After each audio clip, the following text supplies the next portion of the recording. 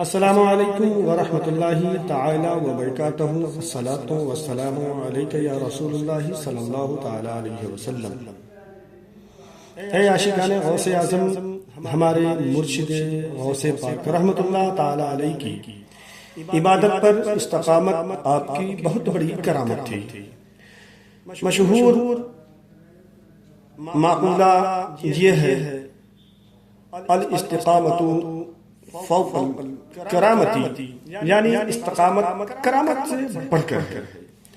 اے عاشقان غوث اعظم، ہم جوش میں آ کر کچھ کام کرتے ہیں پھر ٹھنڈے ہو جاتے ہیں، جیسے سوڈا واٹر کے جوش کا نام دیا جاتا ہے۔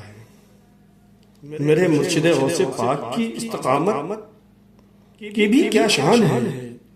شہنشاہ بغداد سرکار غوث پاک رحمۃ اللہ تعالی علیہ فرماتے ہیں کہ ایک بار میں جامع منصور میں مصروف نماز تھا کے ساتھ آ گیا اور اس نے میرے سجدے کی جگہ پر منہ کھول دیا۔ میں نے اسے ہٹا کر سجدہ کیا، مگر وہ میری گردن سے لپٹتا ہوا میری ایک آستین میں گھس کر دوسرے آستین سے نکلا۔ جب میں نے سلام پھیرا تو وہ غائب ہو گیا۔ دوسرے دن جب میں اسی مسجد میں داخل ہوا تو مجھے ایک بڑی بڑی آنکھوں والا آدمی نظر آیا۔ میں نے اندازہ لگا لیا کہ یہ شخص انسان نہیں بلکہ کوئی جن ہے۔ وہ مجھ سے کہنے لگا کہ میں آپ رحمت اللہ تعالی علیہ کو تنگ کرنے والا وہی سانپ ہوں۔ میں نے سانپ کی شکل میں بہت سارے اولیاء رحمت اللہ تعالی علیہ کو آزمایا، مگر آپ رحمت اللہ تعالی علیہ جیسا کسی کو بھی ثابت قدم نہیں پایا۔ پھر اس جن نے آپ رحمت اللہ تعالی علیہ کی مبارک ہاتھ پر توبہ کر لی۔ ہوئے دیکھ کر تجھ کو کافر بھی مسلمان، ہوئے دیکھ کر تجھ کو کافر بھی مسلمان، بنے سنگ دل موم سا غوث اعظم۔ خشوع و خضوع یعنی نماز میں اللہ پاک کے لیے عاجزی و انکساری کے ساتھ جسمانی اور ذہنی توجہ ہو تو ایسا کہ نماز میں خواہ سانپ ہی لپٹ جائے مگر اللہ پاک کی طرف سے توجہ نہیں ہٹے۔ ایک ہماری نماز ہے کہ اگر ہم پر مکھی بھی بیٹھ جائے تو پریشان ہو جائیں، معمولی خارش بھی ہم سے برداشت نہ ہو سکی۔ اس واقعے سے یہ معلوم ہوا کہ جنات بھی ہمارے غوث اعظم رحمت اللہ تعالی علیہ کے مرید بن جاتے ہیں۔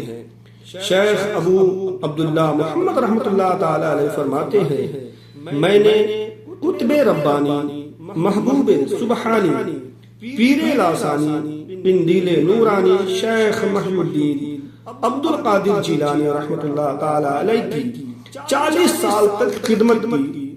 اس مدت میں آپ عشاء کے وضو سے فجر کی نماز پڑھتے تھے، اور آپ رحمت اللہ تعالی علیہ کا معمول تھا کہ جب بے وضو ہوتے تو اسی وقت وضو فرما کر 2 رکعت نماز نفل پڑھ لیتے۔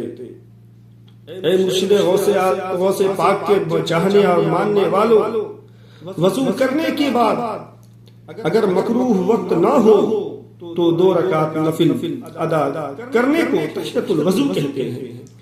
تحیۃ الوضو کی بڑی فضیلت ہے اور یہ نیک بننے کا نسخہ بنام نیک اعمال میں سے ایک نیک عمل بھی ہے۔ صحیح مسلم شریف کی حدیث نمبر 553 میں فرمان مصطفیٰ صلی اللہ تعالی علیہ وسلم ہے، جو شخص اچھے طریقے سے وضو کرے اور 2 رکعت قلبی توجہ یعنی دل کی توجہ سے ادا کرے تو اس کے لیے جنت واجب ہو جائے گی۔ اے عاشقان غوث پاک، میرے مرشد غوث پاک رحمت اللہ تعالی علیہ بہت زیادہ عبادت و ریاضت اور قرآن کریم کی تلاوت کیا کرتے تھے. چنانچہ منقول ہے کہ شہنشاہ بغداد حضور غوث پاک رحمت اللہ تعالی علیہ 15 سال تک رات بھر میں ایک قرآن پاک ختم کرتے رہے. آپ رحمت اللہ تعالی علیہ روزانہ 1000 رکعت نماز نفل ادا فرماتے تھے. غوث پاک رحمت اللہ تعالی علیہ فرماتے ہیں کہ ایک رات جب میں نے اپنے معمولات یعنی عبادات کا ارادہ کیا تو نفس نے سستی کرتے ہوئے تھوڑی دیر سو جانے اور بعد میں اٹھ کر عبادت کرنے کا مشورہ دیا.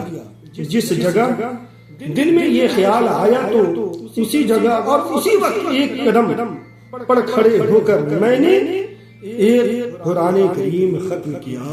یہ سرکار سیدنا غوث اعظم اپنے نفس کے بارے میں فرماتے ہیں. نماز میں سستی کیوں؟ اے عاشقان غوث اعظم، ہماری سستی کے تو کیا کہنے. فجر کی اذان پر آنکھیں کھل گئیں، گھڑی دیکھی، ابھی تو جماعت میں تھوڑی دیر ہے، 15 منٹ کے لیے سو جاتے ہیں، پھر اٹھتے تو سورج طلوع ہو چکا اور نماز قضا ہو گئی. چلو قضا کر کے پڑھ لیں گے. نماز قضا ہونے کا افسوس بھی نہیں ہوتا. یہ کتنی بڑی مصیبت ہے. تھوڑی سی مصروفیت ہوتی ہے تو چلو بھائی قضا پڑھ لیں گے. عورتیں اس بلا میں زیادہ پڑی ہوئی ہیں، شاپنگ سینٹر جائیں گی، نماز قضا کر کر پڑھ لیں گی. یہ بھی وہ نمازی ہیں جو نماز نہیں پڑھتی. ان کی تو بات ہی الگ ہے.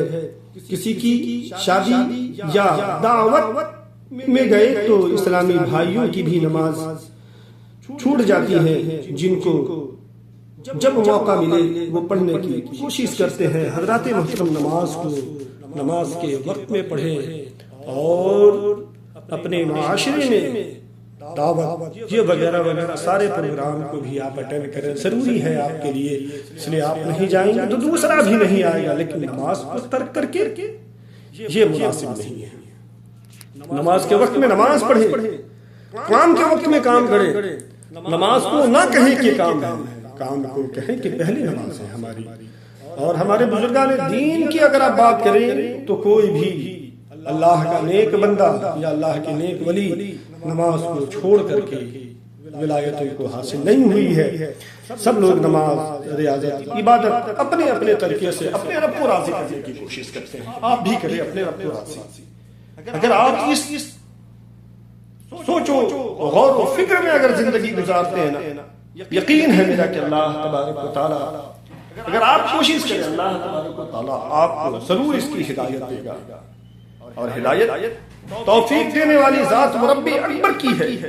لیکن شرط یہ ہے کہ ہم بھی تو اس ہدایت اور کامیابی پانے کی کوشش تو کریں. اگر ہم خود ہی کوشش نہیں کرتے ہیں تو ہمیں ہدایت کہاں سے نصیب. اگر کسی کمپنی میں آپ کام کرتے ہیں، الگ سی بات ہے کہ کمپنی آپ کو سیلری دیتی ہے، لیکن کام تو نکال کے آپ کو دینی پڑے گی. بیٹھا کے کوئی نہیں دے گا. تو کوشش آپ کی ہو